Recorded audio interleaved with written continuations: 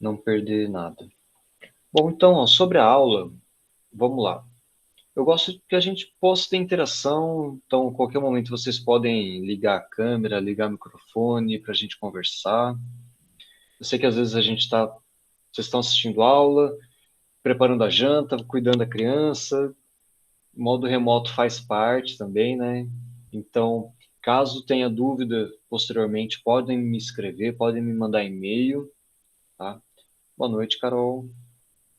Estou sempre à disposição para a gente conversar, tá? Sobre o WhatsApp, eu não costumo fazer grupo de aula de WhatsApp, tá? Então, meu WhatsApp pessoal para aula, assim, alguma coisa muito urgente, eu atendo também. Mas se não, e-mail, eu estou sempre vendo. Quem precisar entrar alguns minutinhos antes da aula também para a gente conversar um pouquinho depois, sem problema, tá? E o WhatsApp, assim, em alguns casos específicos, tudo bem, tá? Toda aula vai ser gravada, disponibilizada no Siga, e nas aulas que eu participar, eu coloco o link no YouTube também, tá? Então, esse componente, ele é um componente bem amplo. A gente vai ter a parte de zoologia, a parte de botânica e a parte de micro-organismos. Então, eu será ministrado por mim, pelo professor Rodrigo Sussman e pela professora Cristiana Costa, tá? Então, cada para cada docente a gente vai ter um conjunto de atividades, tá? E no final a gente vai somar a média das atividades, né? A nota da parte de zoologia, a nota da parte de microbiologia e a nota da parte de botânica e fazer a média de vocês, tá bom? Então vocês terão três conjuntos de notas, certo? Deixa eu passar aqui a apresentação.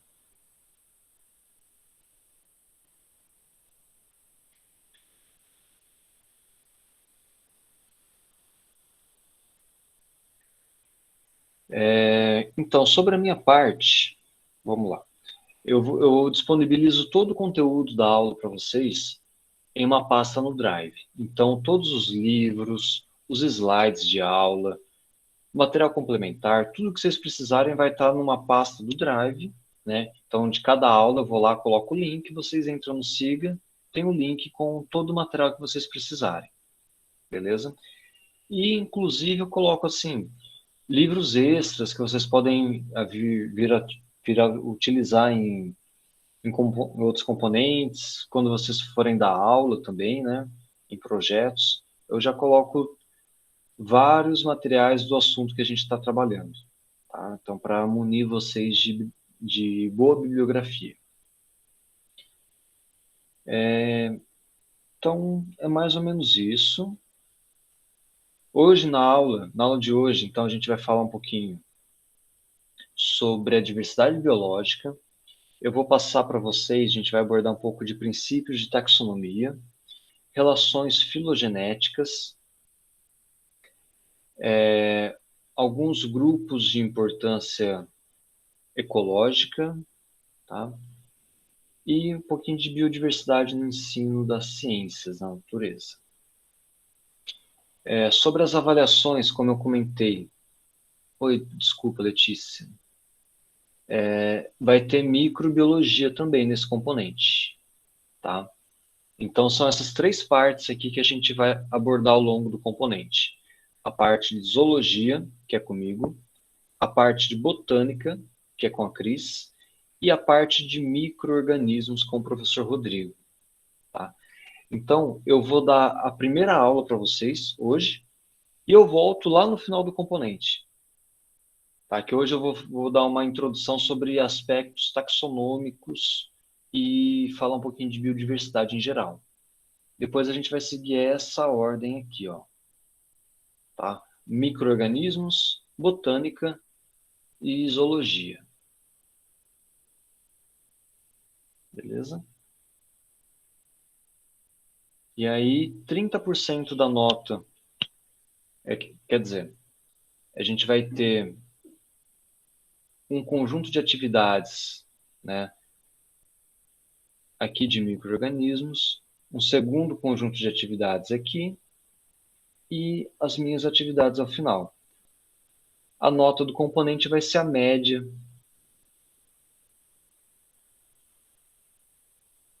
dessas atividades, tá? Então, a gente está dividido dessa forma o nosso cronograma. Boa noite, Analice. Sem problema, tá? Então, como eu disse, hoje a gente vai ter essa aula juntos. Depois o professor Rodrigo, que é aqui com vocês, a professora Cristiana, e eu volto ao final. Tá? Tudo bem, gente? Alguma dúvida por enquanto?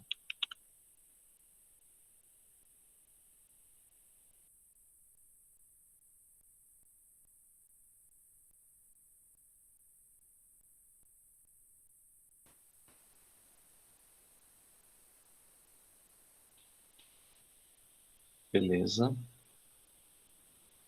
Então, ó, quem já fez, por exemplo, o componente de diversidade animal, né, que é um componente que a gente consegue ver grande parte dos filos animais em um quadrimestre todo, aqui nesse componente a gente vai resumir a diversidade animal nessas aulas aqui, né? A primeira aula e nas duas últimas. Diversidade vegetal, vocês vão ver aqui, e o componente de microbiologia aqui.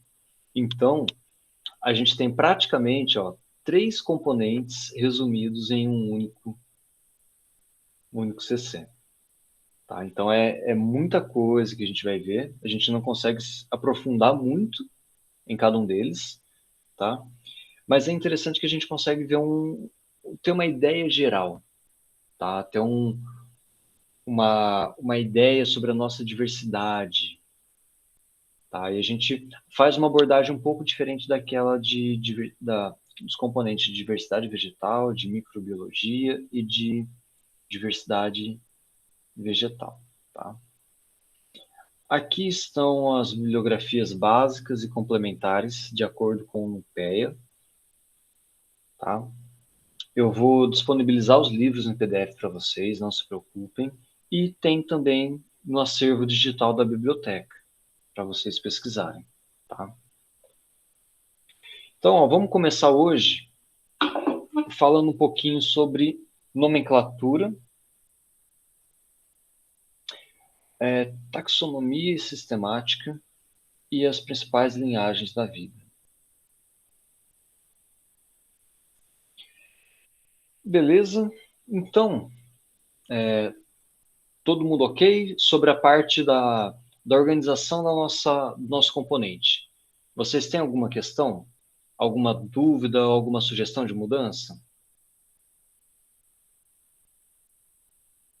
Tudo certo? O professor Rodrigo ele vai passar a forma de avaliação dele, tá? Então, se ele vai pedir uma prova, se ele vai passar alguns trabalhos e atividade, estudo dirigido para vocês. A professora Cristiana vai fazer da mesma forma. Então, cada docente vai passar para vocês qual que vai ser a forma de avaliação, tá? Comigo, a gente vai ter alguns estudos dirigidos, tá? Eu não vou dar uma prova, certo? A gente não vai ter uma prova tradicional, mas eu vou passar algumas atividades ao final das aulas, tá? E aí essas atividades têm nota, ok? E a média das minhas notas vai ser a parte do componente de zoologia, tá?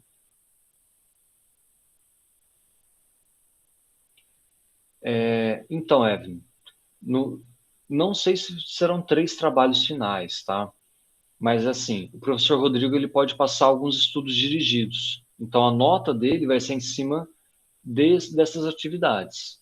A professora Cris, ela vai falar no primeiro dia de aula para vocês, se ela, ao invés de dar atividades, ela vai dar uma prova. Tá? Eu não sei como que eles vão trabalhar especificamente nessa questão. Vai ser tipo como cada professor valesse 3 pontos. Isso, mais ou menos isso.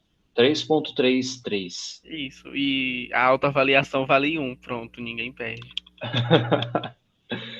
Ai, ai. Vamos ver a questão da autoavaliação, tá? Geralmente, vocês têm certeza que ninguém vai precisar de ponto extra ao final. Então, Carol, vai ter uma atividade, tá? Eu vou passar uma atividade sim para vocês. Só que eu vou pedir a entrega, vou dar um prazo para vocês entregarem. Tudo bem?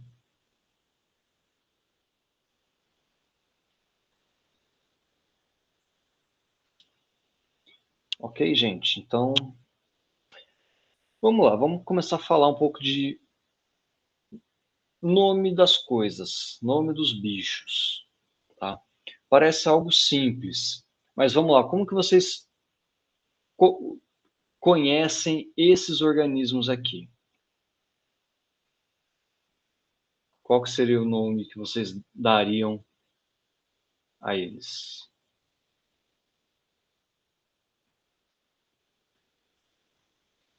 Algo mais específico?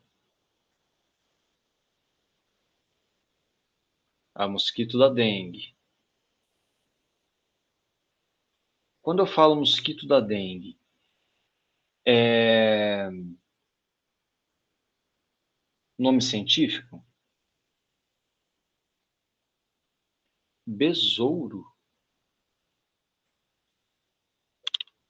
Não, não, não tem besouro aqui, não. Calunga, alguém conhece rato como calunga?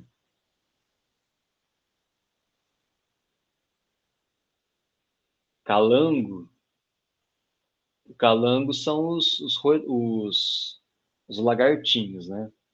Vamos deixar rato, ah, camundongo,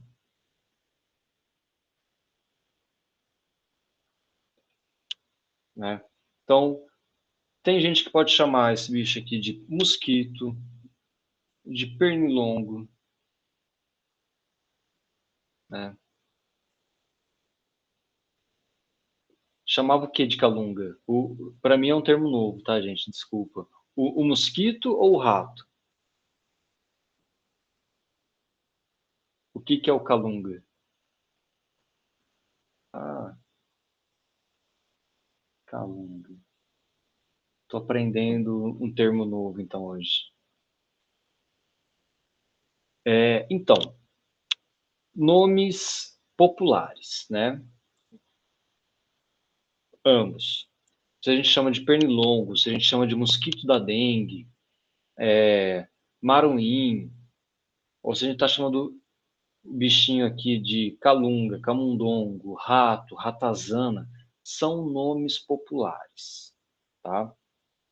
O mesmo para as plantas. Se a gente fala, é um ipê roxo, é o ipê amarelo, é uma sibipiruna, é o pau-brasil, nomes populares, tá?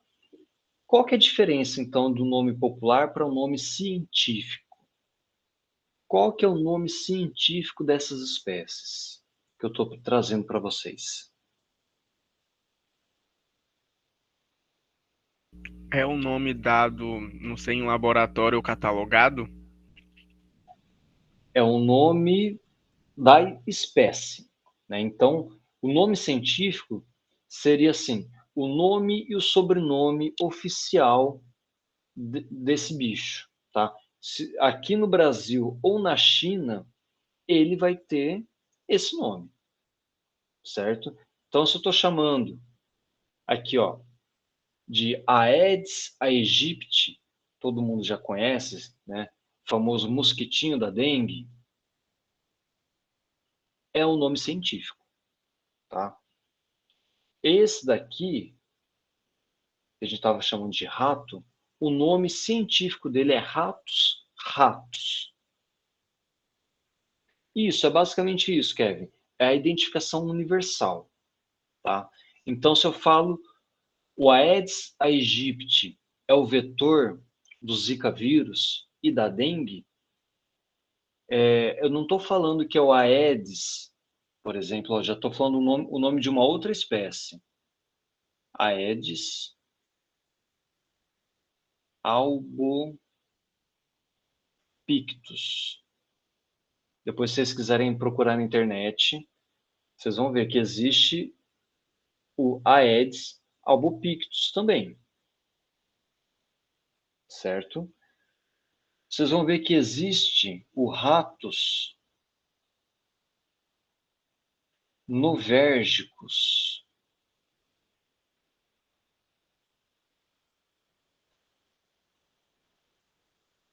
Opa, mas aí qual que é a diferença então? Ele tem o mesmo nome, ó, Rattus e Rattus, e está mudando o sobrenome?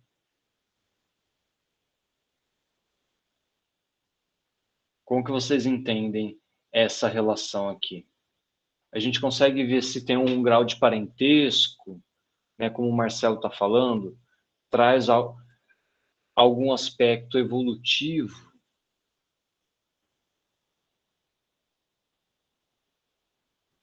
É porque é comum que as pessoas, no nome popular, por exemplo, uma pessoa chame, sei lá, de mosca uma coisa que é uma vespa, tipo, um nome popular. Daí, isso não tem essa questão específica, né, da relação entre os organismos. Já no caso do nome científico, além de estar no próprio nome, tem esse aspecto, porque é o gênero, né, o primeiro nome. Então, Isso. agrupa um conjunto de espécies, né? Exato. E aí, uma questão importante é que o nome popular, ele pode variar de região para região, né? Então, o pernilongo mesmo, né, pode ter 1000 nomes diferentes.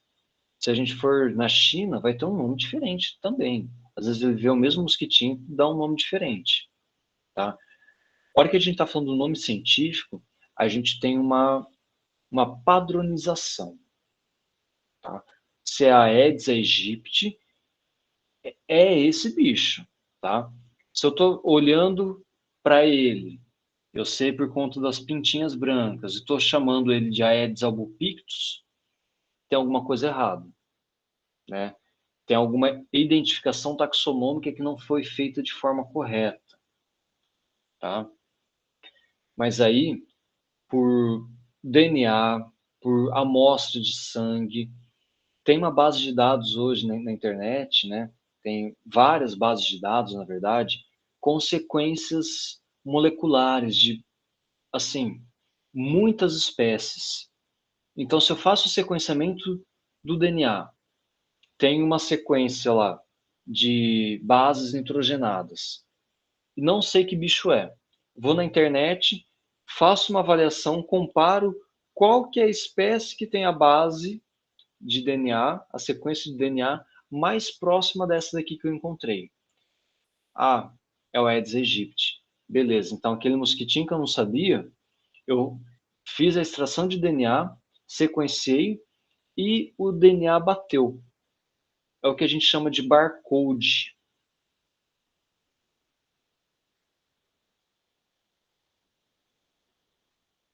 Que é a tradução literal de código de barra. Ou seja, é como se todo bichinho, todo ser vivo, tivesse um código de barra. E aí, a hora que a gente faz o sequenciamento dele, é como se a gente estivesse vindo com aquela maquininha de supermercado de leitura de laser, né? Faz a leitura do código de barra e dá um nome para a gente. Essa é a avaliação do sequenciamento por barcode. Tá? Além disso, a gente tem uma identificação taxonômica, que é olhar o jeitão do bicho. A gente sabe que o Aedes aegypti tem exatamente um tamanho X, tem a antena com essa característica, tem essas pontuações no abdômen, tem uma quantidade de cerdas aqui no tórax, tá? Então a gente consegue ver características taxonômicas típicas que ajudam a gente a identificar e separar esses organismos, ok? E aí a gente vai ter essa questão de que o gênero que os nomes eles são binomiais, certo? Então, o que é um binômio? É um nome composto por duas partes. Opa, duas, tá? Então, a hora que eu estou falando essa daqui, qual que é essa espécie? A espécie é uma unidade taxonômica, tá? Seria a menor unidade taxonômica, ok? Então, qual que é essa espécie aqui que eu estou apontando para vocês? Como que vocês chamam, falariam o nome dessa espécie para mim?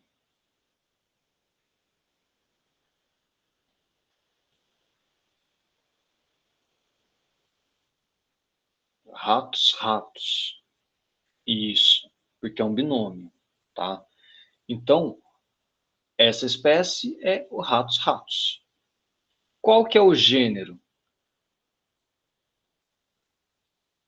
O gênero é ratos. Qual que é o epíteto específico? A hora que eu falo epíteto, é a parte que está relacionada aqui, ó. Essa seria a segunda parte do nome. Então, o epíteto específico é ratos. O gênero ratos, epíteto ratos, ratos, que é parente do ratos lovérgicos, tá? Essa daqui é a ratazana, certo? Que são parecidos, por exemplo, com o camundongo. Ó, o camundongo é o mus musculus. Ó, a gente vê a diferença, por exemplo, no formato da orelha. Aqui a gente tem o rato saltador. Olha o tamanho da perninha dele aqui, ó. Que é o Dipodomes merriami.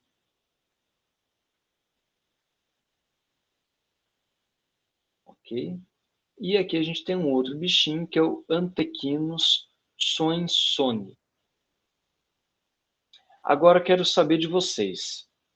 Quais são características que vocês observam nesses nomes aqui? Vocês conseguem ver algum padrão?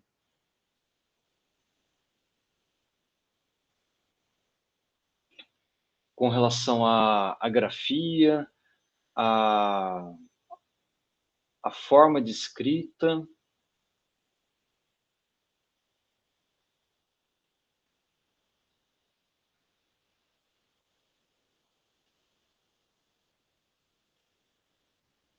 Boa, isso aí, Kevin. Importante, ó. A primeira letra do gênero é sempre maiúsculo, ok? O epíteto específico nunca é maiúsculo. Então, se eu escrever ratos, ratos, tá errado. Ah, professor, tá errado por quê? Não é o mesmo nome? Tá errado. A única letra maiúscula é do gênero, tá? O epíteto específico é sempre minúsculo, beleza? O Cauê está falando que o epíteto tem que ser grifado de algum jeito. Na verdade, não só o epíteto, Cauê. O nome específico, tá? O nome todo. Ele tem que ser diferenciado do restante do texto. Então, se eu estou escrevendo, tem que ser destacado, isso. Se eu estou escrevendo Times New Roman, estou fazendo o texto normal, a hora que eu vou colocar o nome de uma espécie, eu faço ela em itálico. Tá? Então, é convenção, quando a gente está escrevendo assim, digitando no computador, que o nome vem em itálico. se eu estou escrevendo na mão, né? Como que vão saber se a minha letra ela é tombadinha ou não? Como que eu vou diferenciar? Eu faço sublinhado. Então, se vocês estiverem fazendo um texto à mão, é importante que vocês grifem os nomes. E é diferente também fazer isso que eu fiz, tá?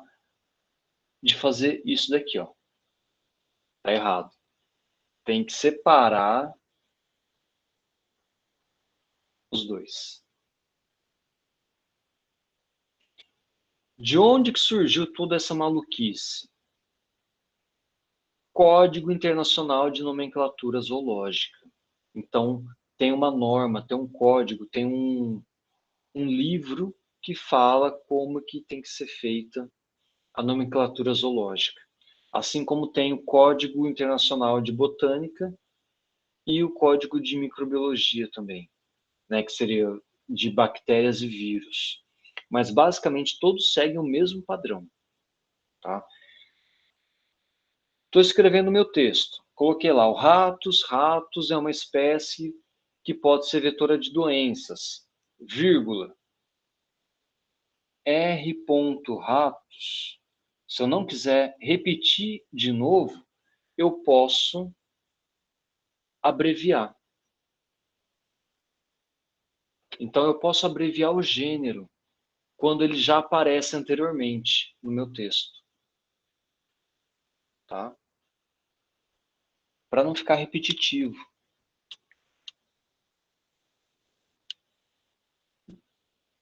Então, aqui a gente tem um padrão de hierarquia também, certo?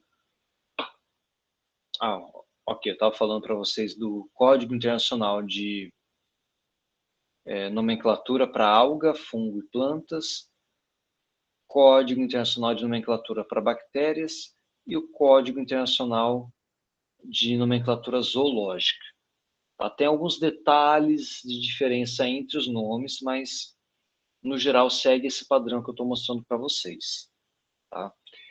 Quando a gente está fazendo um texto científico, que eu estou trabalhando, por exemplo, com uma espécie de abelha, tá? Apis mellifera.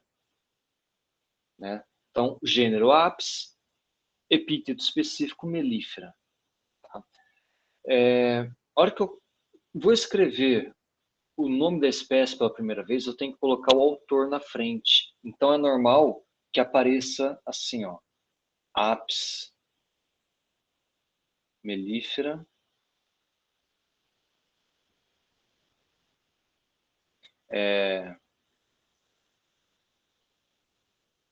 Souza. O que significa? É o nome do pesquisador que descreveu essa abelha. Tá? Então, isso aparece também. Isso segue o modelo proposto lá em 1735, no sistema Nature, do Linneu. Certo? Então, ele é tido como o pai da taxonomia moderna. E aí, como que vocês... Em que língua, em que idioma que essas espécies são descritas? Que idioma que é esse? É português? Latim. Isso mesmo. Então, latim científico. Tá? Porque é uma língua morta. Certo? Então, um americano, se ele quer descrever uma nova espécie, ele tem que botar um nome latinizado. Ok? Se eu encontrar uma espécie nova e quiser fazer a descrição dela, é uma espécie de planta nova daqui de Porto Seguro. Eu quero homenagear o estado da Bahia. Eu não posso botar Arealis baiana. Baiana é português, né? Aí eu tenho que transformar isso para um nome latinizado. Então, como que seria baiana ou baiano em latim? Seria baiensis. Então, a gente consegue transformar, latinizar alguns nomes, tá? Então, a gente consegue trazer isso para adjetivos, para substantivos, certo? E tem que ter uma concordância também. Se o gênero é plural, singular, masculino e feminino. Ok? Então, o epíteto específico, ele tem que concordar com o gênero. Se o gênero está no plural e masculino, o epíteto específico tem que ser plural, masculino também. Ok? Complexo? De vez em quando a gente xinga o Linneu porque inventou um caminhão de coisas, né? São muitas regras, muitos termos para a gente lembrar, tá? Mas isso torna as coisas padronizadas. E isso é importante para a gente que trabalha com ciência, né? É importante para a gente conhecer a biodiversidade. Então, alguns dos princípios da nomenclatura biológica que é importante a gente saber. O código de botânica e de zoologia eles são independentes. Tá? Então, é possível que uma planta tenha o mesmo nome de um animal. Ok? Mas, dois animais diferentes não podem ter o mesmo nome. O que significa? Determinado gênero ele só pode ser utilizado em um grupo taxonômico específico. Tá? Você não pode ter dois gêneros, por exemplo, um molusco e um artrópode que tem compartilham o mesmo gênero. Não pode. De jeito nenhum. O epíteto específico pode ser o mesmo, só que o gênero tem que ser diferente. Ok? Porque muitas vezes o epíteto específico ele remete a uma localidade, ele remete a uma cor, tá? Então, às vezes os pesquisadores descrevem uma espécie e dão uma característica, transformam uma característica morfológica no nome daquela espécie. Por exemplo, tem um escorpião que chama Tícius baiensis. É uma espécie de escorpião que ocorre aqui na Bahia. É o escorpião marrom. Tá? Não pode existir outro Tícius baiensis que seja escorpião, que seja água-viva, que seja outra coisa. Não pode. Mas, por exemplo, pode existir um caramujo, né? Que, por exemplo, pode ser o Bionfalaria,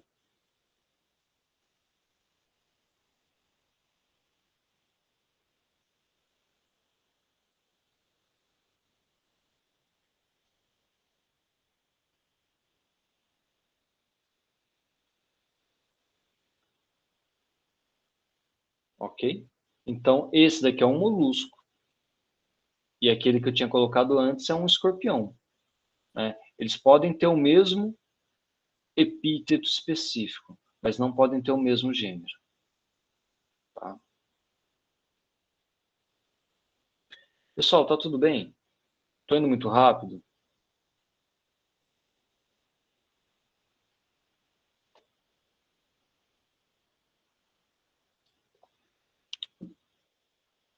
Tá. Então, os nomes genéricos são únicos dentro de um código. Dentro de um código, quer dizer, dentro do código de zoologia, dentro do código de botânica. Tá? Compreensível quer dizer o quê, Evelyn? Tá difícil, mas fazendo uma força dá para entender. Mais ou menos isso.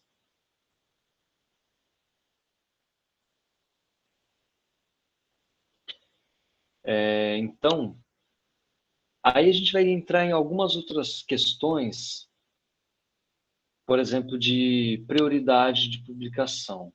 Isso acontece muito, tá? Então, alguém lá na Inglaterra, em 1820, olhou para um peixe e falou: esse peixe vai chamar nome X, tá? Beleza. E como que funciona? É só alguém levantar a mão e falar: olha, vi primeiro, eu que sou o autor. Como que funciona esse processo da gente olhar, ver que é uma espécie diferente, dar um nome e esse nome passar a ser válido? Vocês sabem como que funciona esse processo de descrição de uma espécie?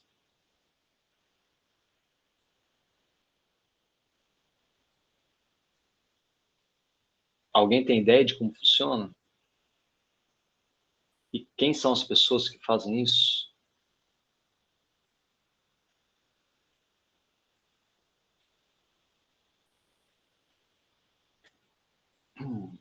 Bom, então, os especialistas em cada grupo, né, eles são chamados de taxonomistas. Então, um pesquisador que é especialista em um grupo, ele vai ser taxonomista desse determinado grupo. Por exemplo, o professor Luiz Weber, ele é especialista em anuros. Então, ele sabe, estudou muito sobre sapos, pererecas e rãs. Então, se ele encontra um sapo diferente aqui na Mata Atlântica, opa, esse bichinho aqui está um pouco diferente daqueles que eu conheço. Leva para o laboratório, faz medições, vê a cor, ouve o sapo cantar. Não bate com nenhum catalogado aqui para a região. É um registro novo para a região. Beleza. Vamos ver no estado. Não tem nenhum. Vamos ver no país. Não tem nenhum.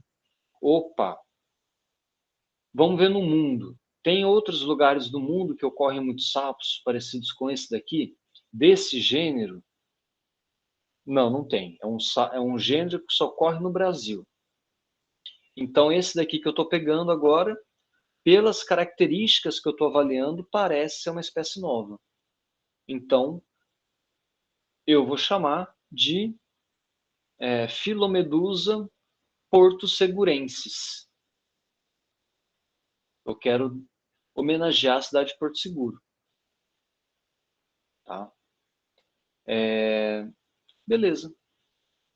Só que ele tem que publicar isso em algum local.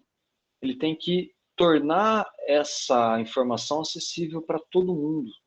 Então, esse trabalho tem que ser publicado num periódico, numa revista especializada. Tá? E aí vai ter que ter a descrição, com desenho, com foto, com... Hoje em dia pede-se amostra de DNA, então tem que tirar o DNA, tirar o sangue, fazer o barcode e falar, olha, essa espécie refere-se a esse código aqui que está depositado no GenBank. Tá? Então, se vocês quiserem procurar depois, o GenBank é onde estão todas as amostras de DNA conhecidas. Tá? Então, é mais ou menos assim que funciona. Eu, é, eu, eu falei para vocês que eu trabalho com artrópodes, né? Até o momento, eu tenho cerca de 15, 12 espécies de ácaros descritas, né? Então, ácaros são artrópodes minúsculos, né? Eu trabalho com esses animais associados a plantas. Então, de encontrar, fazer coleta, mostrar, identificar e descobrir que, olha, é um bicho que nunca foi coletado antes. Tá? Então, eu posso escolher o nome, que é a parte mais legal da gente trabalhar com taxonomia, você dar um nome com uma espécie nova, tá? Isso é interessante. E fazer os desenhos e tudo mais. Sempre estão sendo achadas espécies novas, Carol. Né? Professor, Oi, então como é que foi feita a classificação do peixe-boi e o boi normal, os herbívoros? em que sentido essa Tipo classificação? assim, a nomenclatura, por ter dado, tipo assim, quem foi primeiro? Foi o peixe ou foi o boi? Ah, aí a gente está falando de um nome popular, tá? Sim, Deixa eu ver, o peixe-boi. É que existem algumas espécies de peixe-boi também, né? Então tem, por exemplo, o peixe-boi da Amazônia. O peixe-boi da Amazônia, ele chama Triquecus inunguis, né? O boi, o bovino que a gente conhece, bove... Deixa eu ver.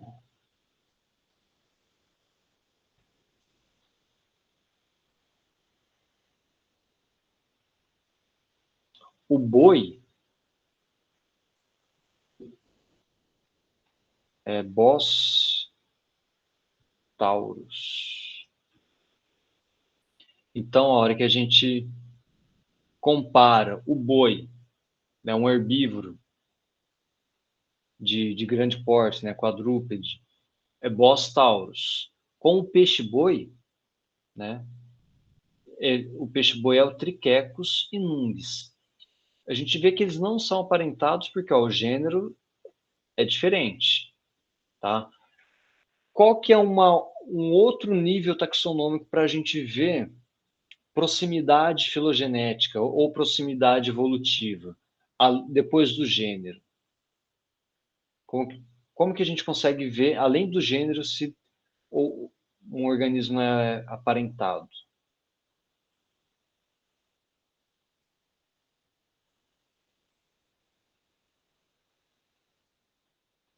Ó, aqui a gente tem a espécie Panthera pardus, o gênero é Panthera, a família Felidae, ou seja, a família dos felinos. Então, dentre a família dos felinos, a gente existem vários gêneros, tá? Um dos gêneros é o gênero Panthera, né? Uma das espécies é a Panthera pardus, que é a onça pintada. Tem também a Panthera onca. Deixa eu ver aqui.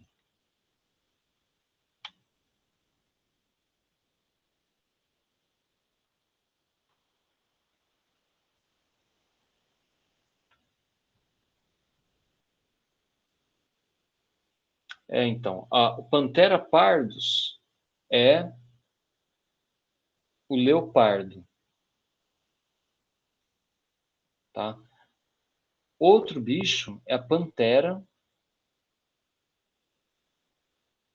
onca, que é a nossa onça pintada. Os dois pertencem ao gênero Panthera, tá? Os dois estão dentro da família Felidae.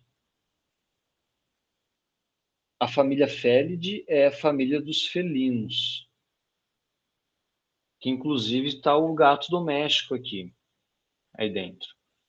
Uma outra família, né, fica fácil a gente fazer essa relação, se de um lado a gente tem a família dos felinos, Do outro, a gente tem a família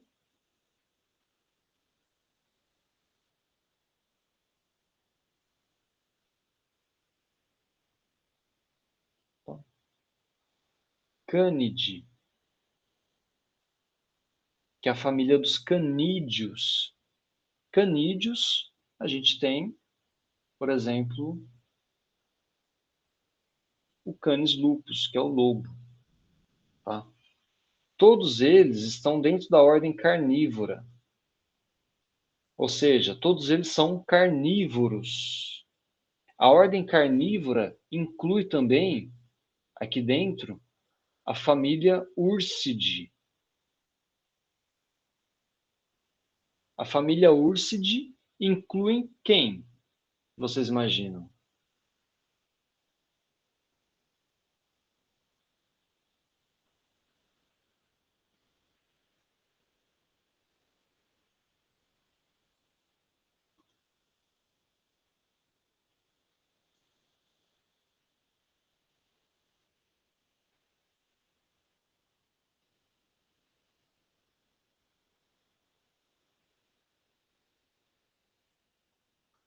Os ursos, ótimo.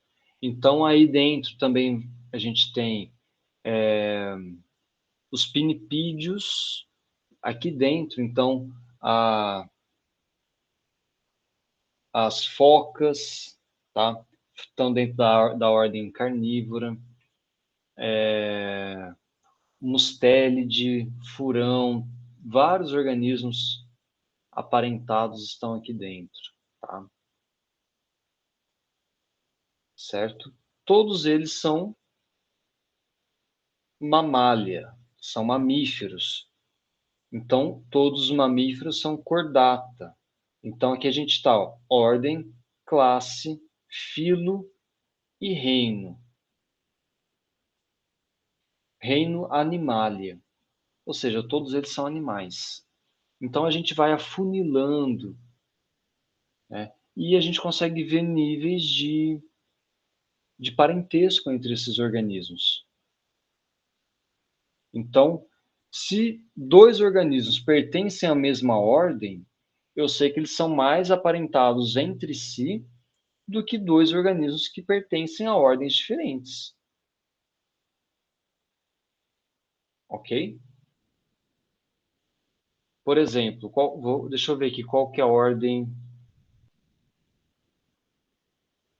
dos bovinos. Os bovinos, eles estão aqui numa outra ordem que chama... Opa.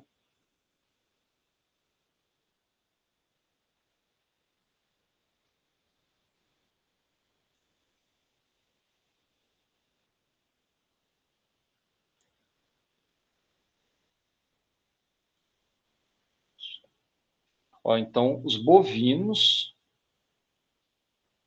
onde a gente tem o gênero Bos, pertence à ordem Artiodactyla. Então, eu consigo falar que os canídeos e os felinos, eles são mais aparentados entre si do que um felino e um bovino, porque eles são de ordens diferentes. Então, o ancestral que deu origem aos canídeos e os felinos, ele estava aparentado com um ancestral artiodáctilo. Tudo bem? A gente consegue ver níveis de ancestralidade quando a gente faz essa relação.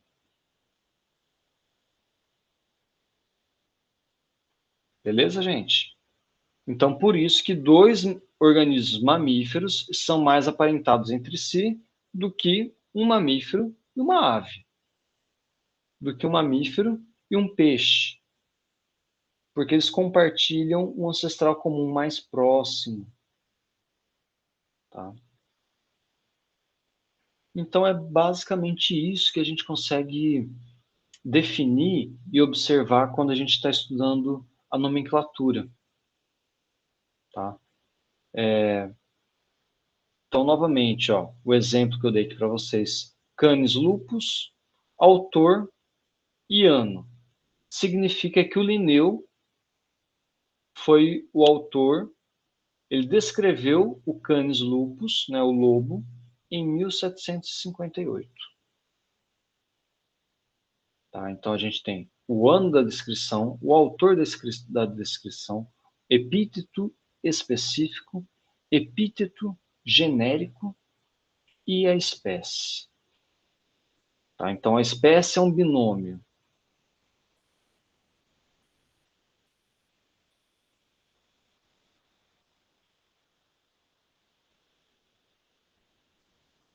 Então aqui, ó, mais um exemplo, só para a gente fechar essa parte, tá?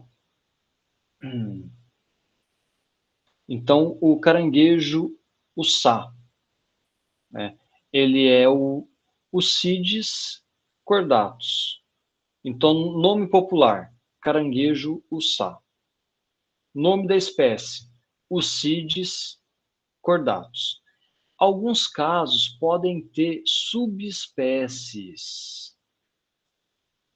Então, por exemplo, se o caranguejo, o sá, ele se distribui lá do Rio Grande do Norte até Santa Catarina, né, é possível que ocorram algumas subpopulações ou que ocorram subespécies. Então, por exemplo, a gente consegue diferenciar subespécies pelo tamanho, pela coloração. Tá? Então, a gente coloca aqui na frente a subespécie. Tá? E aí pode ter, além do gênero, pode ter o subgênero, pode ter tribo, família, subfamília, superfamília, subordem, superordem, subclasse, superclasse. Tá? São categorias que as pessoas vão criando para tentar organizar melhor a relação entre os organismos. Tá? Então, lembrando, o que é mais importante assim, para a gente lembrar, o epíteto genérico e o epíteto específico são sempre grifados de alguma forma diferente, né? Geralmente itálico. Tá?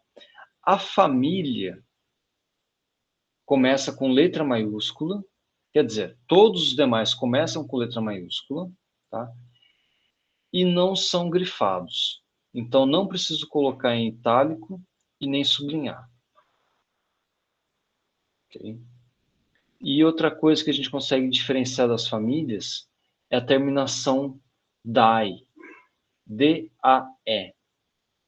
Né? Toda família termina com D-A-E. O CIDID, né? Aqui, ó, qual que é a família dos felinos? A família Felidae.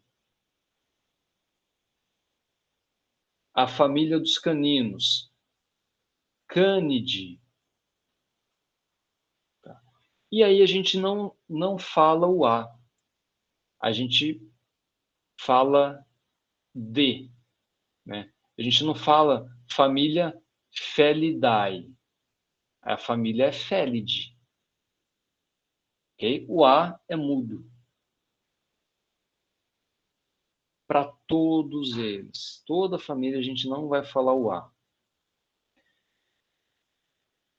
Canidae não é Canidae. Tá? O Cididae não é o Cididae. Então é muito comum a gente ouvir em apresentação, em textos, quando as pessoas estão falando os nomes das famílias, falar o D-A-E. O certo é falar D. O CID-D. Tá? CID-D. Tudo bem, gente? Então, se a gente for voltar lá para o Aedes aegypti, a família dele é culicídio. Então, eles são os culicídios.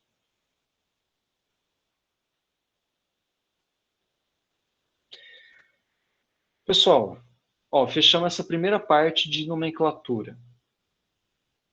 Tá? São várias regrinhas, certo? Mas eu acho que não é assim nada muito difícil. É mais a gente ir pegando o jeito, ler uma palavra, é o gênero, é a espécie, tá? É família.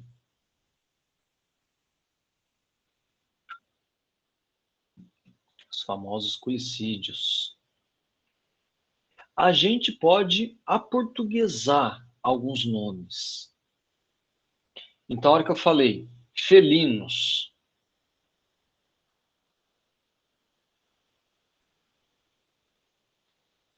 canídeos, vocês entendem de quem que eu estou falando, né? Os felinos são todos os organismos pertencentes à família Felidae. Os canídeos são todos os organismos pertencentes à família Canidae. Então, quando eu estou aportuguesando, aí eu não preciso colocar em letra maiúscula e tudo mais. Eu não estou falando nem o gênero, nem a família, nem nada. Tá? Isso não tem problema.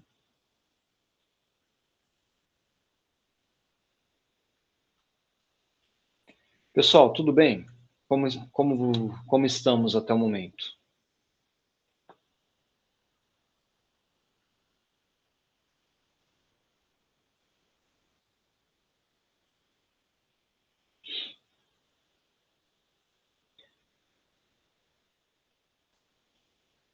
Noêmia, Evelyn, Flávio, Carol, tudo bem? Muitas dúvidas ou só um pouquinho? Dá para seguir? Tá. Qualquer coisa pode perguntar, Carol. Se tem algum ponto que você não conseguiu pegar muito bem, me avisa, a gente volta. Tá?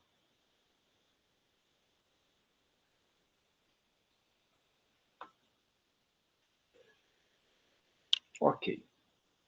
Então vamos seguindo. Eu sei que é muita informação mesmo, mas vamos lá. Número de espécies conhecidas. Tá? Atualmente tem-se catalogado 8,7 milhões de espécies conhecidas. Tá? Elas estão distribuídas nesses reinos aqui, ó. Eubactéria, Arqueobactéria, Protista, Fungi, Animalia e Plantae. Tá? Então, todos os seres vivos, organismos conhecidos, estão dentro desses. Desculpem. De algum desses reinos. Okay?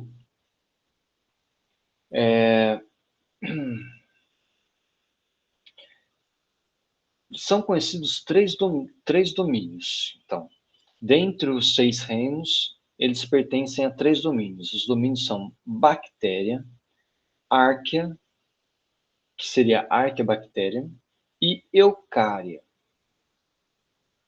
Ó, em eucária estão aqui os animais, fungos, plantas e protozoários.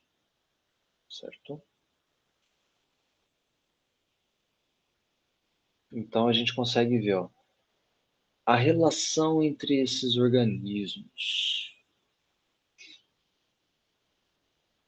Ó, aqui a gente tem o domínio eucária, né? Alguns dos organismos sendo citados, domínio árquea e bactéria. Essa árvore filogenética, ela se baseia em uma sequência de RNA ribossomal.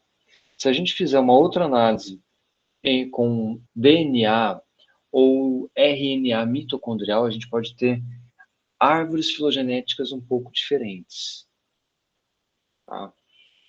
Então, a história evolutiva da vida, dos organismos, dos seres vivos, ela ainda não é muito bem conhecida para saber quem é o parente mais próximo de quem. Tá? A gente consegue assim, ter um certo grau de segurança quando a gente está lidando com questões evolutivas mais recentes. Então, separação de gêneros, espécies dentro de gêneros, gêneros dentro de famílias. Tá? E ainda assim, alguns casos, alguns grupos são muito pouco conhecidos, principalmente de artrópodes. Se a gente for ver a grande diversidade de artrópodes, por exemplo, só de besouros, qual que é o número de espécies de besouros ou de artrópodes que existem? Vamos ver se vocês têm alguma ideia. Eu falei que existem, são conhecidas 8,7 milhões de espécies, contando mamíferos, aves, répteis, plantas, fungos, bactérias. 8,7 milhões. Tá? Dessa diversidade, qual que é o grupo mais diverso que vocês acham que existe? Bom, eu falei que são aqui, quer dizer, eu não falei das bactérias, né? Mas bactéria é o grupo mais diverso. Né? Mas dentre os animais, qual que é a diversidade que os animais ocupam aqui dentro?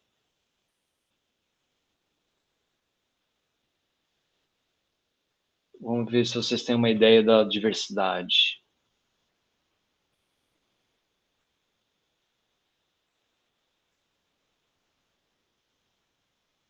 Alguém chuta um valor?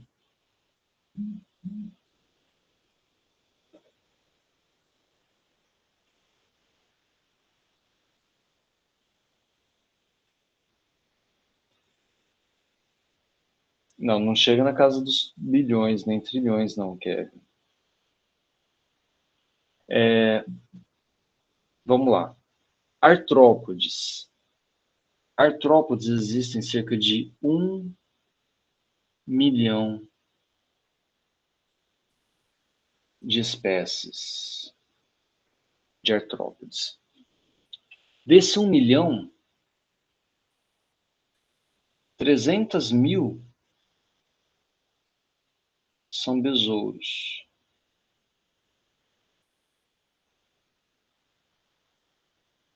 Ah, isso. Em diversidade de espécies, tá? Então, são conhecidos cerca de 300 mil espécies de besouros. Vamos fazer uma comparação. Mamíferos. Quantas mil espécies de mamíferos existem? Ou de vertebrados? Vamos lá, vertebrados primeiro, depois mamíferos. Então, se a gente for somar peixe, ave, réptil, anfíbio e mamífero, os vertebrados, cerca de 50 mil. Tá? Metade desses 50 mil, ou seja, 25 mil espécies dos vertebrados são, olha, aqui são vertebrados, 25 mil são peixes.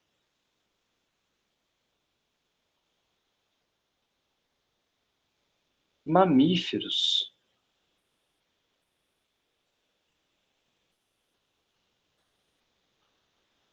cerca de 5 mil. Então, os animais que a gente tem maior afinidade, que a gente tem uma proximidade evolutiva maior, né? Os bichinhos bonitinhos, fofinhos, que todo mundo gosta, né? O panda, a foquinha, Todos eles, a fofofauna está aqui, ó, 5.000. Tá? Então, perto daquilo que existe de besouro, está muito abaixo. Então, a gente consegue, comparativamente, ter uma ideia, né, do quanto a diversidade biológica ela é heterogênea.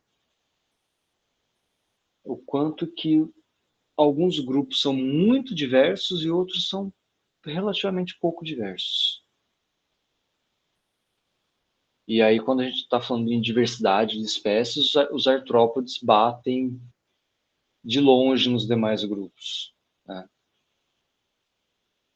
Então, por isso que é muito mais fácil, atualmente, descrever, encontrar uma nova espécie de artrópode, de nemátoda, de molusco, do que uma nova espécie de mamífero. Até porque eles são maiores, né? A grande parte deles já foi conhecido, já foi encontrado, né? Enquanto que se a gente cavar, aposto com qualquer um de vocês, que se a gente cavar um pedaço de 2 palmos de terra no quintal da UFSB, lá no meio da mata, a gente vai encontrar uma espécie nova de artrópode, ou de nematóide, pelo menos. Tá? Então, aqui a gente tem um exemplo da diversidade biológica. Então, a gente tem que ter a ideia de que todos os organismos vivos, eles tiveram um ancestral único. Eles eles se diferenciaram e evoluíram a partir de um único ancestral, tá? Que é chamado de LUCA, que é o último ancestral comum universal, tá? É um termo em inglês para isso daqui que eu comentei com vocês. Ok? Então aqui a gente consegue ver um pouquinho assim de toda essa diversidade, ou seja, bactérias, os eucariotos estão aqui, animais, fungos, plantas, micro-organismos, tá? O restante, grande parte dessa biodiversidade são as bactérias.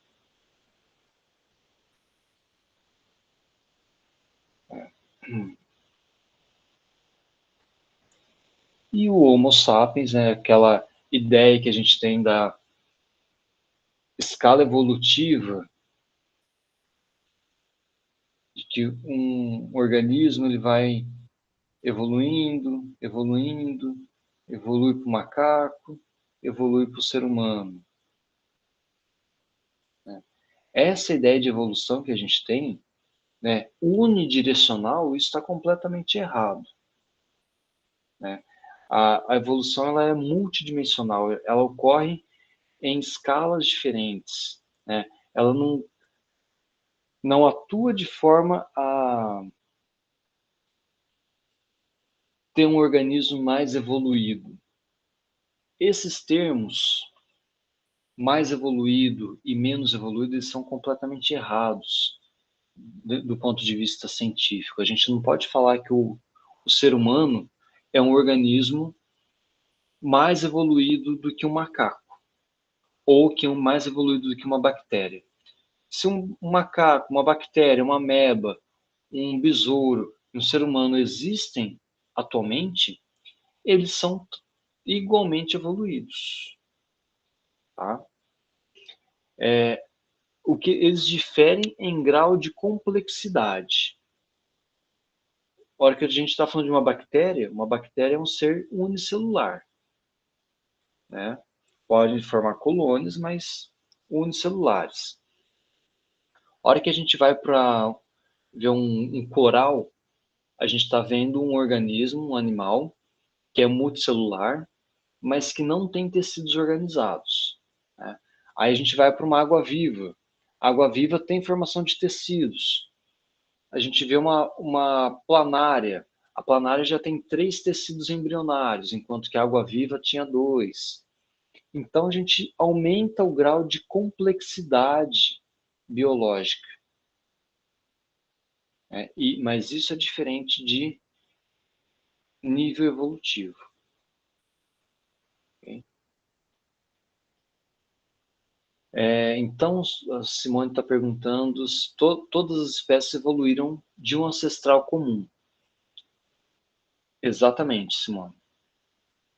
Esse ancestral comum, que é hipotético, que a gente não conhece, a gente não sabe, ele é chamado de Luca.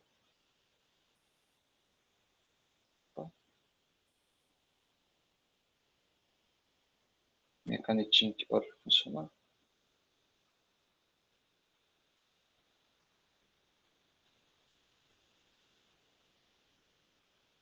Okay? Assim como todos os mamíferos tiveram origem a partir de um ancestral único, todos os vertebrados tiveram origem a partir de um único ancestral, todos os artrópodes a partir de um único ancestral. Tá? Esse ancestral dos artrópodes ele era relacionado com o ancestral dos moluscos. Né? Então, a partir daí, a gente vai fazendo essas separações aqui, ó, da filogenia. Então, a hora que a gente fala de um determinado ancestral, a gente está falando disso daqui, ó, um pontinho aqui embaixo. Tá? Um pontinho, ó, um ancestral que deu origem a esse ramo daqui e esse ramo aqui. Certo? Então, esse grupo, esse táxon terminal e esse táxon terminal, ambos compartilham um ancestral comum, que é alguém aqui atrás. Certo? Esses dois, mais todos esses daqui, ó, compartilham um único ancestral, que é aqui. Beleza? Então, para simplificar um pouco, ó, os reinos, né, a gente divide eles em organismos procariontes e eucariontes, ou eucária. Né? Significa o quê? Aqui, os fungos, as plantas, protistas e animais, eles têm o núcleo separado por uma membrana. Tá? Tá? Os procariontes não têm membranas internas separando as organelas.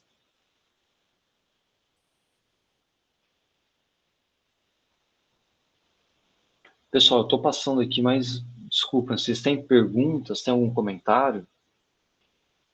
A gente se empolga, né, falando de evolução nesse contexto aqui, que eu também acho maravilhoso, Marcelo. Eu acho muito legal a gente comentar, entender a filogenia, entender o quanto que os organismos são aparentados, o quanto que eles são distantes. É muito legal isso. Alguma dúvida? Que eu comecei a falar já do outro assunto aqui, esqueci de perguntar. Tudo ok? Então, a gente divide, né, os reinos, e esses reinos, eles estão dentro dos procariontes e os eucariontes.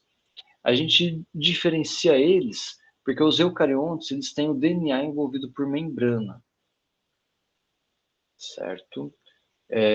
DNA e também as organelas internas. Praticamente todos os eucariontes são aeróbicos. Eles dependem de oxigênio.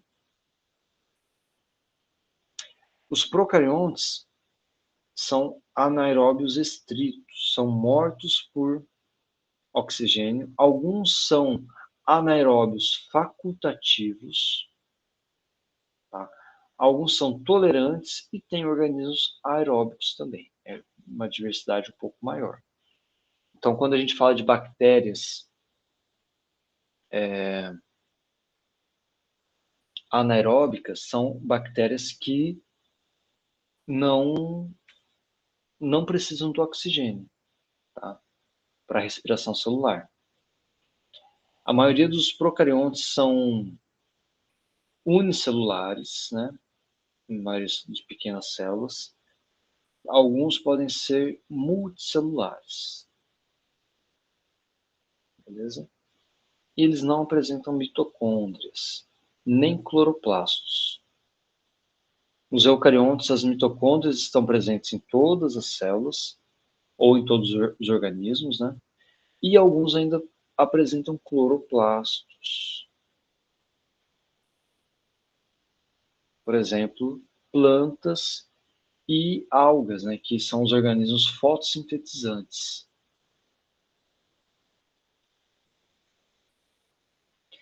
Ok? Então a gente consegue entender um pouquinho assim da diversidade dos organismos, da diferença entre os principais reinos. Tá? Tudo isso para a gente conseguir contextualizar o nosso componente curricular. Então, o professor Rodrigo, nas próximas aulas, ele vai falar um pouquinho dos procariontes, né, com vocês, das bactérias. Ele vai falar também de vírus, porque vírus, o que são os vírus? Como que vocês entendem os vírus? Eles são procariontes ou eucariontes?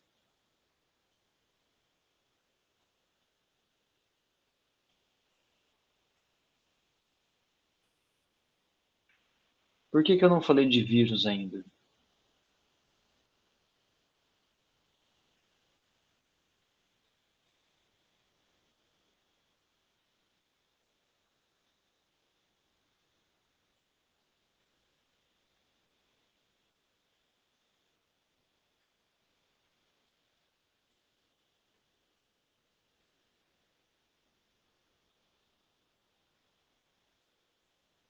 É isso mesmo, os vírus não podem ser considerados seres vivos, tá? Eles carregam DNA ou RNA, né?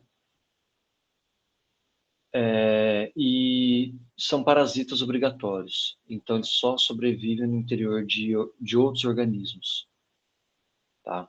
Então, vírus, prions, tem uma série de outros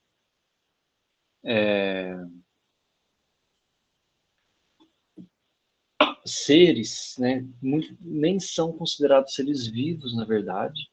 Eles são parasitas obrigatórios. Eles entram numa outra categorização, tá? E aí o professor Rodrigo vai falar um pouquinho mais sobre eles na próxima aula. Então, quem tiver dúvidas sobre vírus, tragam as questões para o professor Rodrigo. Então, vírus, bactérias e protozoários. Tá? Então, as próximas 3 aulas, vocês vão ver basicamente esses 3 grupos. Vírus, bactérias, protozoários. Beleza? Então, protozoários já estão aqui dentro dos eucariontes. Tá? As bactérias procariontes e os vírus, nenhum dos dois.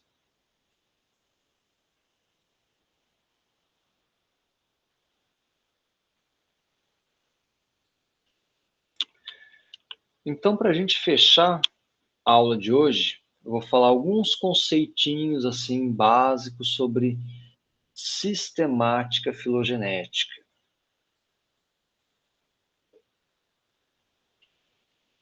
Como que vocês estão?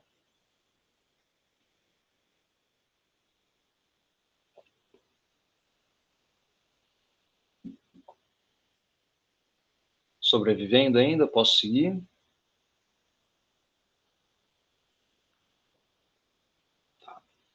Mais uns 15 minutinhos, tá, gente? Eu sei que a aula remota fica meio pesado, então a gente não vai passar de... A gente tende a não passar de 2 horas nos nossos encontros, tá bom? Para não ficar muita coisa. Sei que é muito conteúdo, estou falando vários termos novos, Mas para a gente caminhar para a parte final da aula, o que é sistemática filogenética? É uma forma da gente estudar o grau de parentesco entre os organismos, né? Então, é o estudo da origem e história evolutiva dos seres vivos. Então, utiliza-se o método filogenético. Então, aqui, por exemplo, a gente tem uma filogenia, tá? A gente consegue relacionar a questões de ancestralidade e parentesco entre os organismos que a gente está estudando. Então, a gente pode fazer uma árvore filogenética de ordens, de gêneros, de espécies, tá? Então, por exemplo, a gente consegue ver que alguns gêneros são próximos evolutivamente de outros, né? Ó, a gente consegue ver que compartilham ancestrais comuns, então eu sei que ele é mais próximo desse, né? Os dois são aqui próximos da cacosmia. Eles são próximos desse daqui. Então eu consigo ir traçando uma ideia de ancestralidade.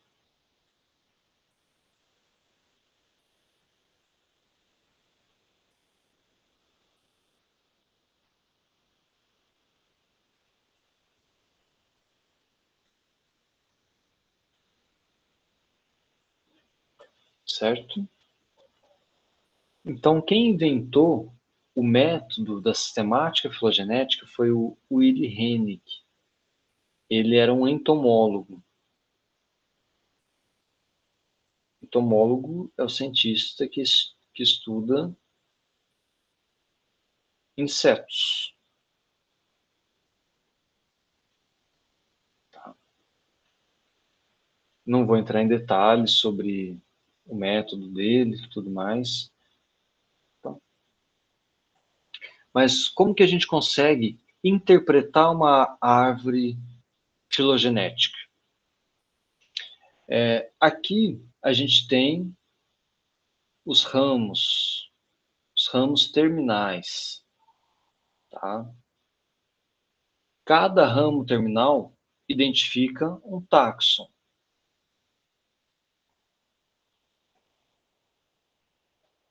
Esse táxon ele pode ser um gênero, uma espécie, uma família. Eu disse que, independente do que ele representa, tá? Eu posso chamar de táxon. Táxon é uma unidade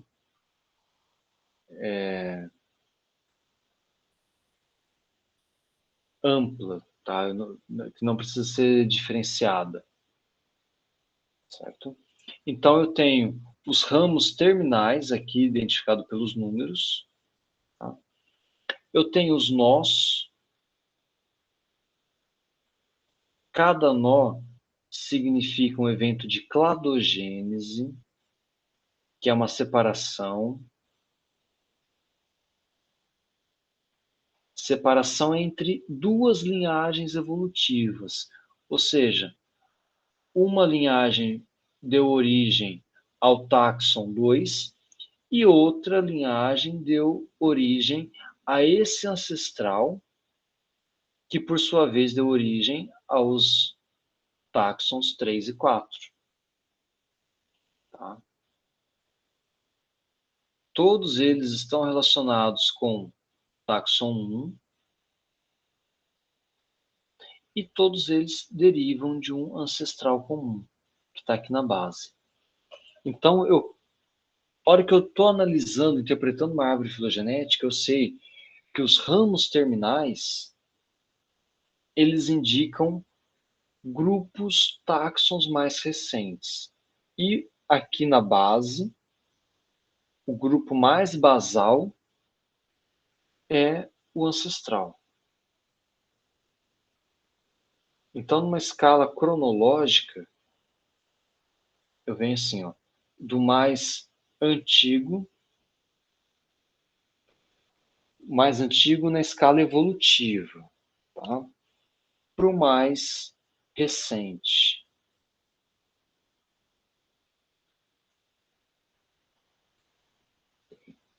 Então, a raiz, aqui, que eu chamo de raiz da árvore, é a linhagem ancestral.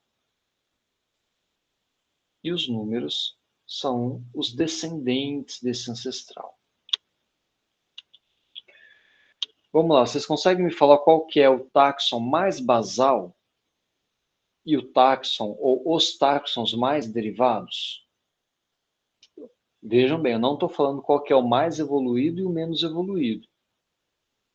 O mais basal, o mais próximo da linhagem ancestral e o mais diferente.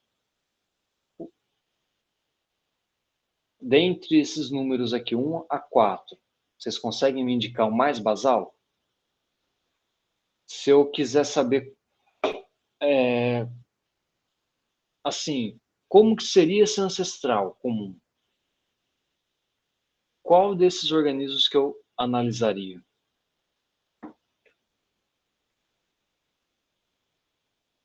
Isso aí, Marcelo. Exatamente. Quando você está mais próximo da base, quando está mais próximo da raiz, quer dizer que é o grupo mais basal.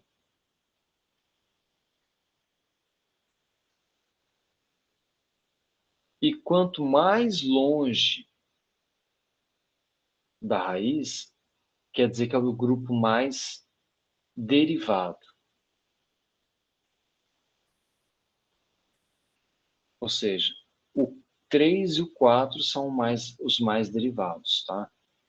Eu não posso falar que o 4 é mais derivado que o 3.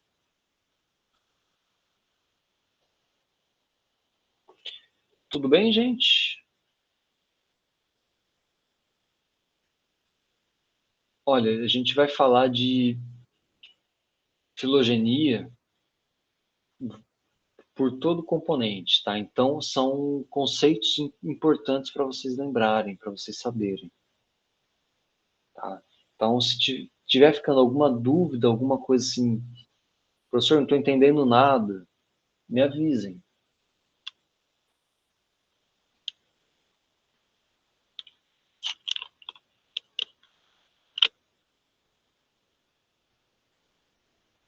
Então, novamente, né, quando ocorre uma separação, seria um evento de especiação, uma cladogênese, quer dizer que esse ancestral deu origem a duas linhagens evolutivas diferentes. Tá? Por exemplo, é como se o ancestral carnívoro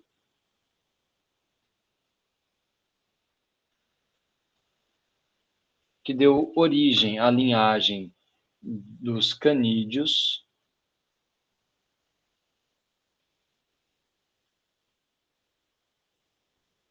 e a linhagem dos felinos.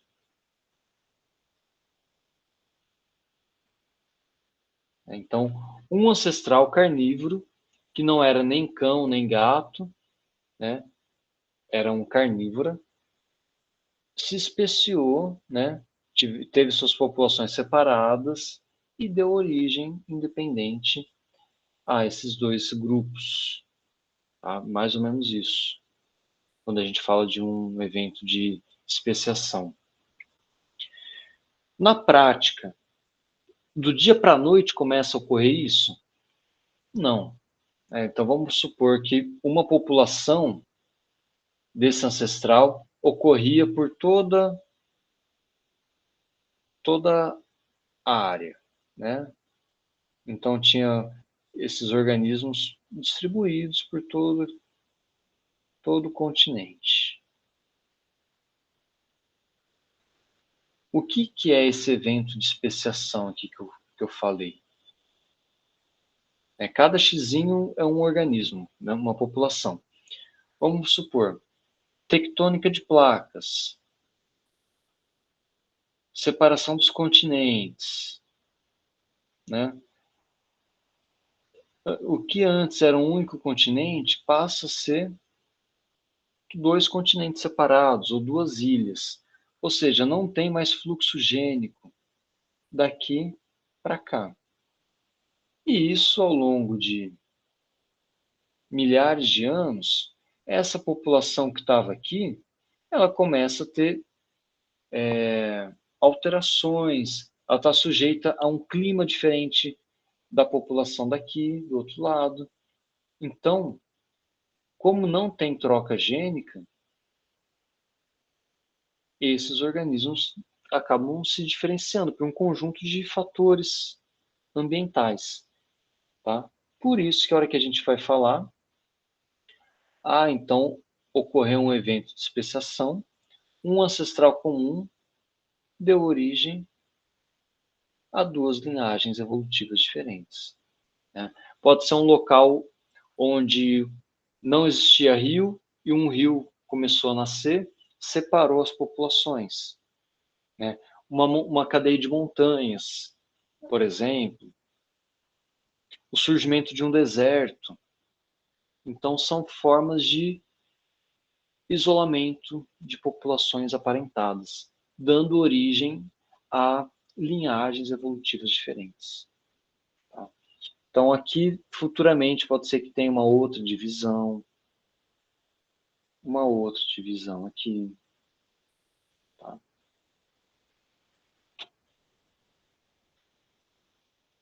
Então, aqui é um resuminho, né, falando como que a gente consegue interpretar, ou como que a gente consegue ver algumas filogenias. Tá? Por exemplo, esse ponto aqui, a partir daqui, a linhagem B e C compartilham a mesma história evolutiva, né? E compartilhavam com A até esse momento aqui.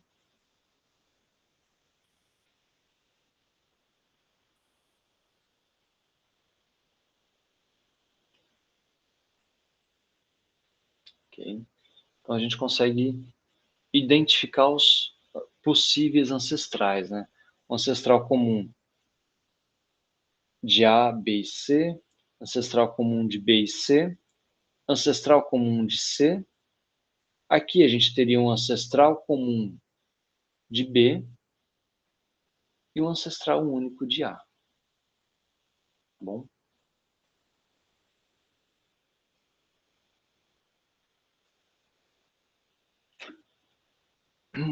E aí a gente consegue entrar em alguns conceitinhos para falar de grupos artificiais e grupos naturais. Então, a hora que a gente fala de um grupo natural, quer dizer que a gente está pegando todos os descendentes a partir desse ancestral comum. Tá? Ou seja, a partir daqui, todo mundo é aparentado. Certo? Ou seja, eu estou envolvendo todo mundo. Isso daqui é um clado. Aqui é um clado por quê? Eu estou pegando todos os descendentes a partir desse ancestral. É um clado. Aqui, em vermelhinho, por que que isso daqui não é um clado? Ou seja, não é um grupo monofilético, como o Kevin colocou. Né? Então, um clado é igual a um grupo monofilético. Ou grupo natural.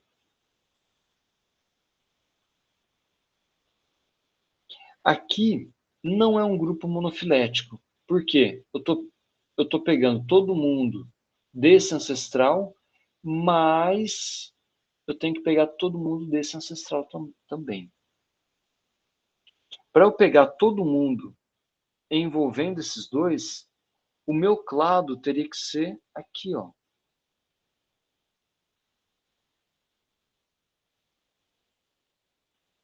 Aí sim eu consigo fazer um clado. Certo?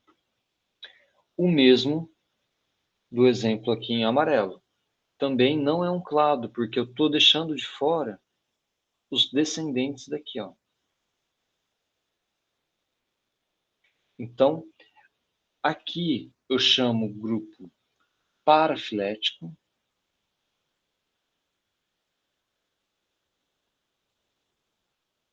E aqui eu chamo de grupo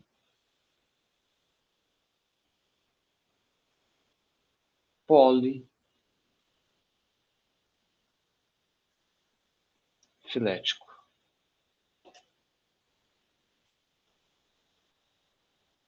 Beleza, Kevin? Eu não sei se você indicou o parafilético. Aqui, o polifilético no vermelho, certo? Esse em azul não é um clado? Qual deles, Carol? Esse daqui é um clado. Do lado do verde. Do ladinho do verde, lá de cima. Tá, ele é um clado. Ah, sim, queria saber por que ele é um clado. Tá. Por quê? Porque ó, quando a gente pega todos os ancestrais a partir daqui, quer dizer, quando eu pego todos os descendentes a partir desse ancestral, eu estou pegando um clado. Eu não estou deixando ninguém de fora. Tá? Aqui também é um clado. Aqui também é um clado. Aqui também.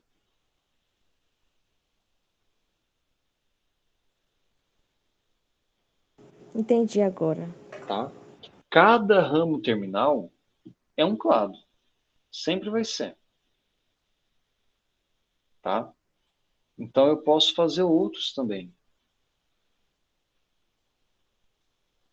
O que eu não posso fazer é isso daqui, ó.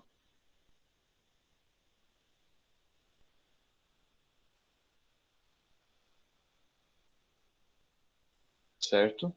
Porque se eu fizer isso, eu estou cortando aqui sem pegar todo mundo desse ancestral. Sem pegar todo mundo desse ancestral e sem pegar todo mundo desse. Tá?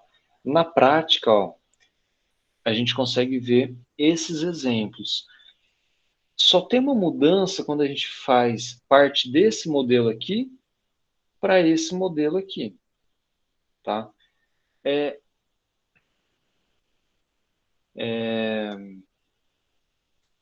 esteticamente diferente, mas na prática é a mesma coisa, tá bom?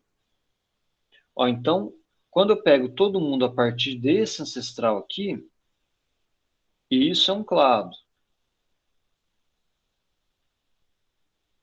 Quando eu pego todo mundo desse ancestral, mas eu deixo aves de fora, ó,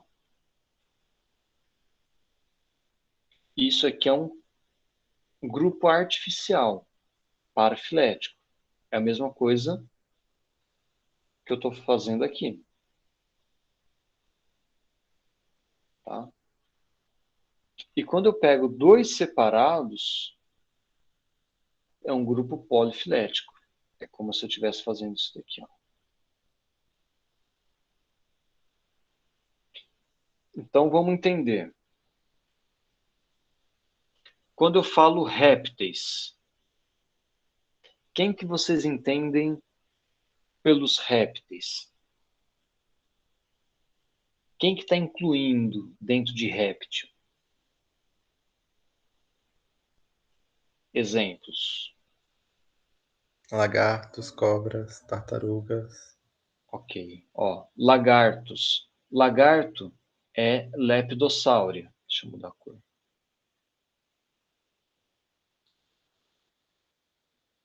Ok. Lepidossáurea. Tartarugas, testudine. Jacaré e crocodilo, crocodília. Então, lepidossáurea, serpente e lagartos. Testudines são tartarugas, cágados e jabutis. E crocodília, crocodilos e jacarés. Tá? Então, Esse daqui é o agrupamento que a gente chama répteis. Ó, reptília, tá aqui. Tudo bem? Só que esse agrupamento é um agrupamento artificial. Por quê? Porque, olha, eu não estou incluindo aqui no grupo dos répteis as aves. Então, é como se eu estivesse pegando isso daqui. Ó, é como se as aves estivessem aqui. Aves, crocodilo, jacaré, lagarto e opa,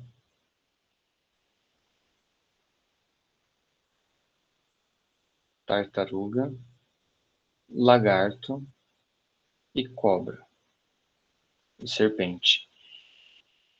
Então, eu chamar esse grupo aqui de réptil,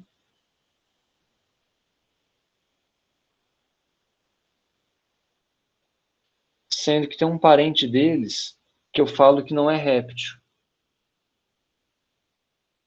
Entendem o porquê que isso fica artificial? Para eu falar que réptil é um clado natural, teria que incluir isso daqui, ó. As aves junto. Então, isso, exatamente, Marcelo. Eu estou excluindo um descendente desse grupo dos ancestrais aqui. Eu estou tirando uma linhagem evolutiva. Então, a hora que a gente fala ave é uma coisa e réptil é outra, a gente tá fazendo uma classificação errada. Tá? A gente está errada do ponto de vista evolutivo. Tá?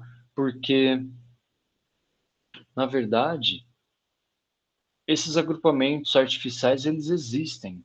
Tá? A gente faz isso a todo momento. Por exemplo, os animais voadores.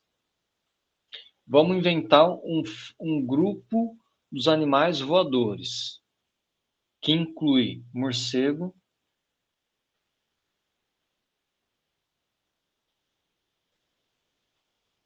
e as aves. Eu quero chamar esse clado, né? Na verdade, não pode ser um clado. Quero chamar esse grupo de animais com asas, animais que voam. É um agrupamento evolutivamente correto eu falar que o morcego ele é mais próximo de uma ave pelo simples fato dele voar? Não. Né? O morcego é um mamífero, ele está aqui dentro dos mamíferos. Ó. Então, a hora que eu faço essa junção aqui e crio um grupo artificial dos voadores, eu estou fazendo um agrupamento polifilético. Tá? A mesma coisa fazer o agrupamento dos répteis. É um agrupamento parafilético. O correto seria falar o agrupamento dos reptilianos, incluindo as aves. Aí sim, ó. Porque as aves são répteis também, assim como os dinossauros. Então, aqui, que não está sendo mostrado, tem um grupinho de animais extintos. Ok? Professor, então por isso que nesse caso o pinguim ele é uma ave, mas é adaptado para, tipo assim, uma ave aquática. Então, dentro das aves, aí a gente teria que avaliar aqui dentro. Ó. A gente está parando em ave. Nas aves, teria uma diversificação maior. Tá? Aí os pinguins poderiam estar dentro de um grupo lá dentro das aves, tá? E um pinguim também é um réptil, se a gente for levar ao pé da letra. Interessante, né? Então é como isso que o Kevin falou. Um crocodilo, ele é um parente mais próximo de uma galinha do que ele é um parente mais próximo de um lagarto. Tá? Então, ó, a gente consegue ver que as galinhas, né, as aves, e os crocodilos, eles compartilham um ancestral comum mais próximo entre si do que os crocodilos compartilham com os lagartos. Então, crocodilo e galinha são parentes mais próximos do que um crocodilo e um lagarto. Por mais que isso soe diferente e estranho, né, morfologicamente, mas eles compartilham um ancestral mais comum entre si. Tá?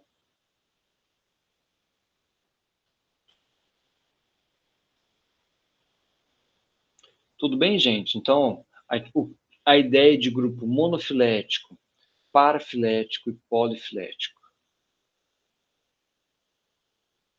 Polifilético é quando a gente faz um catado aqui, aqui e junta eles por alguma característica.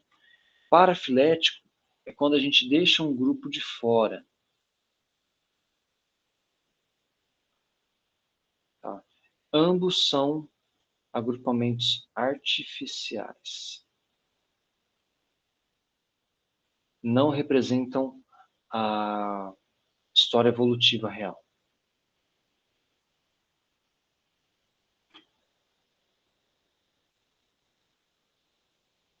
Então, aqui é mais um exemplo de grupos parafiléticos.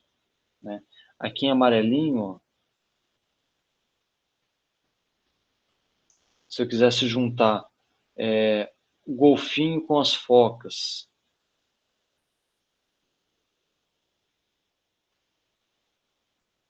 e falar que um golfinho é um parente mais próximo de uma foca do que ele é de um hipopótamo ou de um outro ungulado. Aqui nos outros ungulados a gente teria uma vaca, por exemplo. Né?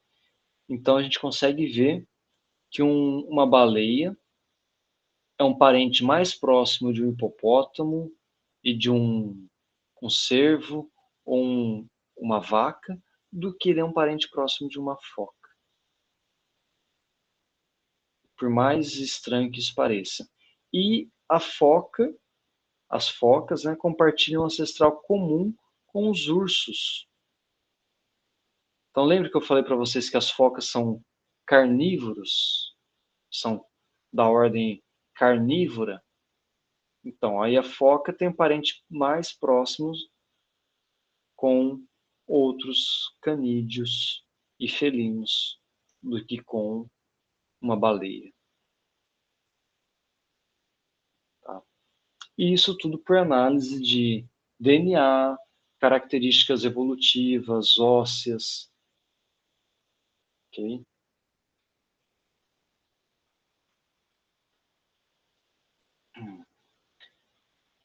E mais alguns exemplinhos para a gente fechar a aula de hoje, né? A gente trazendo essa organização ó, dos carnívoros, a ordem carnívora, a família Felidae, Mustelidae e Canidae. Então, na família Canidae, a gente tem o gênero Canis, o Canis latrans, que é o coiote, e o Canis lupus, que é o lobo cinzento. Olha, eles são parentes. Certo? Na família Mustelidae, tem o texugo americano e a lontra, gênero Taxidia e Lutra. Então a gente consegue ver que os canídeos, eles são parentes mais próximos dos mustelídeos do que eles são dos felinos.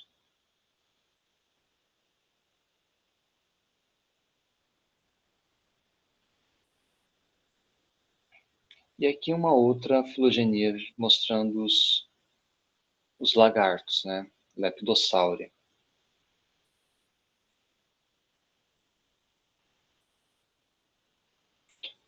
Pessoal, é isso então por hoje. Tem uma atividade que eu vou deixar para vocês, que é aqui os últimos slides, tá? Mas eu vou separar ela e colocar no Siga com as instruções para vocês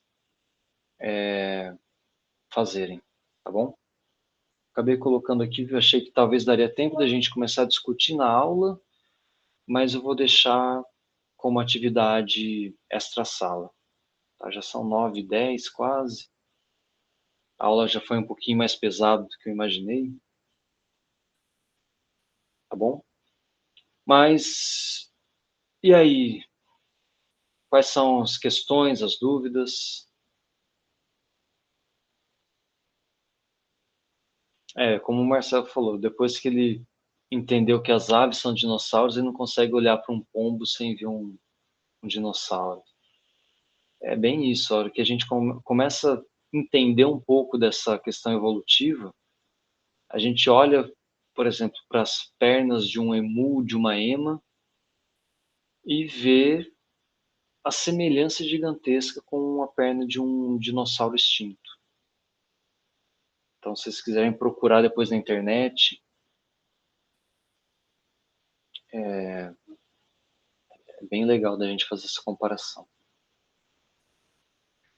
E a gente consegue ver de uma forma assim, bem clara as escamas, que lembram as escamas dos répteis também, né?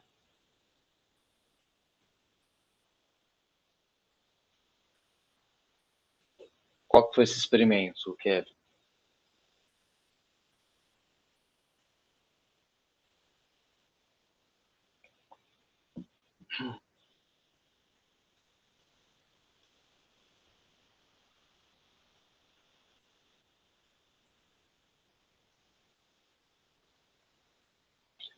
Ah, sim, porque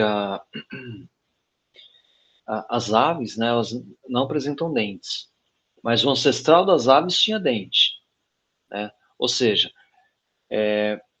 pelo fato do ancestral ter dente, quer dizer que teve uma mutação, uma característica que foi silenciada, né? E aí, provavelmente, as aves apresentam os genes que fazem o desenvolvimento dos dentes, né? Só que eles estão silenciados. Então, possivelmente, devem ter descoberto esse gene e aí eles, com alguns experimentos, conseguem ativar e desativar. Então, acho que deve ter sido mais ou menos isso, né?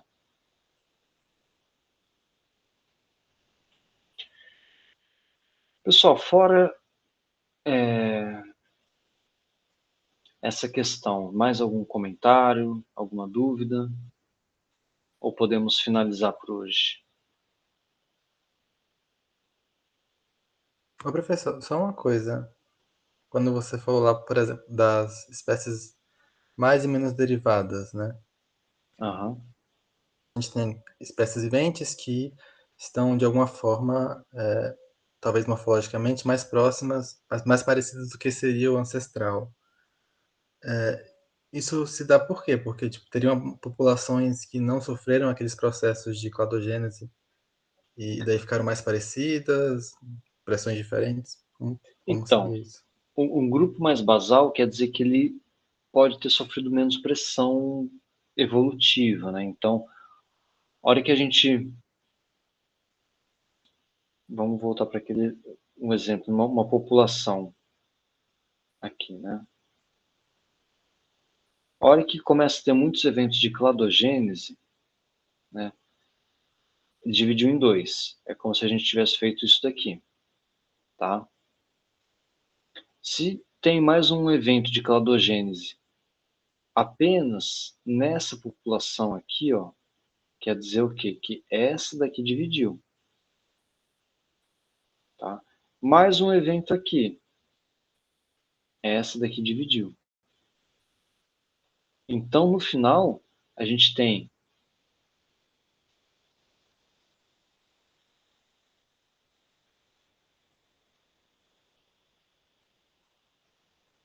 mais ou menos isso daqui, Marcelo. Tá? Então, eu consigo falar que esse grupo aqui, ó, por ter sofrido menos processos de cladogênese, ele tende a ser mais próximo daquilo que é imaginado como ancestral comum. Entendi, obrigado. Tá?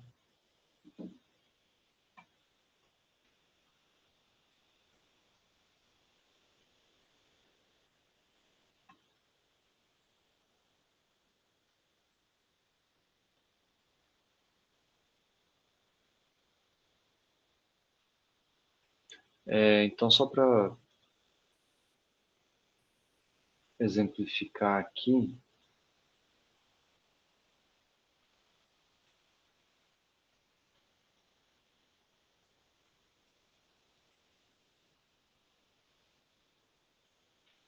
ó,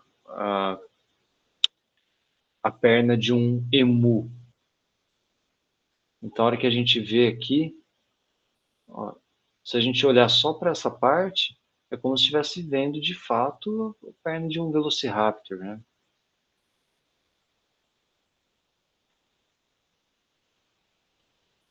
E é um bicho vivente, tá, gente? Não é nenhum ser extinto, não.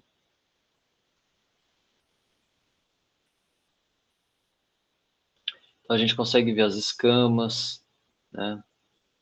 Várias características que a gente não consegue normalmente ver numa ave de pequeno porte.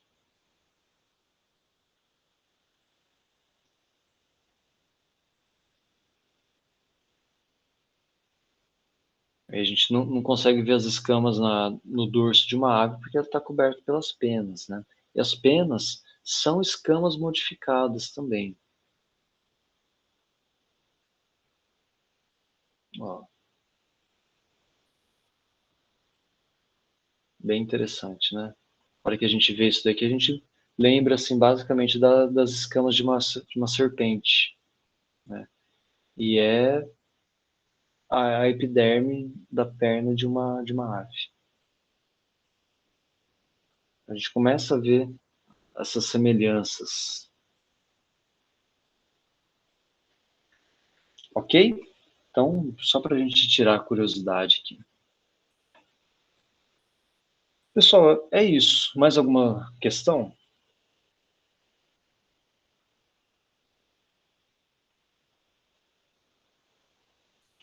Então, vou Essa encerrar. atividade, professor, como é que vai ser? Eu vou mandar no Siga, tá bom? E com todas as orientações lá para vocês. E com o prazo de entrega, com tudo certinho, tá? Não precisam se desesperar agora. Vou colocar lá que vocês podem fazer em dupla, se quiserem, tá? E aí, se vocês tiverem dúvidas sobre alguma questão, tá? Podem me escrever. A gente marca para tirar dúvida ou por e-mail mesmo, certo? Ok, gente, então é isso. Finalizamos. Vou cadastrar lá no Siga, então, a atividade. Vou colocar o material de apoio para vocês darem uma lida na aula de hoje e disponibilizar os slides também. Tá? Vai estar tudo certinho lá para vocês. Então, a partir de amanhã já estou colocando tudo no Siga. Então é isso, gente. Um abraço para todo mundo. Uma boa noite. Bom descanso.